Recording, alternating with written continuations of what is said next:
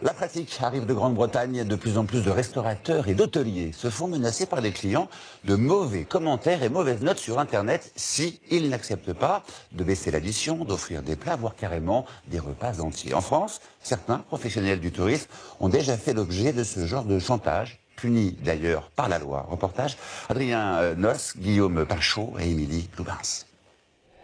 L'alerte est venue d'outre-Manche. La pratique serait devenue courante dans les restaurants et les hôtels anglais. La presse rapporte le témoignage de professionnels, victimes de clients malveillants, comme ce restaurateur. En général, le client vient au bar ou dit au serveur « Je suis un membre averti de TripAdvisor ». Vous savez tout de suite que c'est mal parti. Le leader mondial TripAdvisor, mais aussi Yel, My Travel Guide ou les Français Trivago ou Booking.com. Des sites d'avis de consommateurs sur lesquels certains menaceraient d'écrire des commentaires négatifs pour obtenir des réductions ou des services gratuits.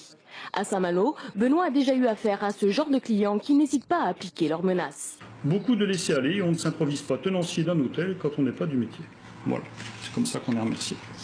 Il s'agissait cette fois d'une nuit facturée après une annulation de dernière minute.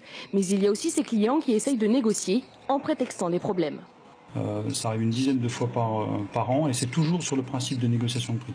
Voilà, un petit point faible qui peut être avéré, mais dans ce cas-là, forcément, on fait l'effort, ce qui est logique.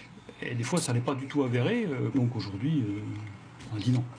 Ne pas céder et surtout ne pas hésiter à répondre. C'est le conseil de cet ancien hôtelier, désormais spécialisé dans la réputation sur Internet des établissements de tourisme. Certains sites, comme TripAdvisor, ont mis en place un outil qui s'appelle dénonciation de tentative de chantage. Le restaurateur, l'hôtelier, est invité à remplir un formulaire et de dire telle personne, tel jour, a fait une tentative de chantage, voici ce qui s'est passé. Quant aux consommateurs, ils peuvent se fier à la norme NF présente sur certains sites. La certification assure du sérieux de la modération des commentaires. Le chantage peut aussi avoir un prix pour le client. Partir sans payer au restaurant, c'est de la filouterie, un délit pénal passible de 6 mois de prison et 7 500 € d'amende.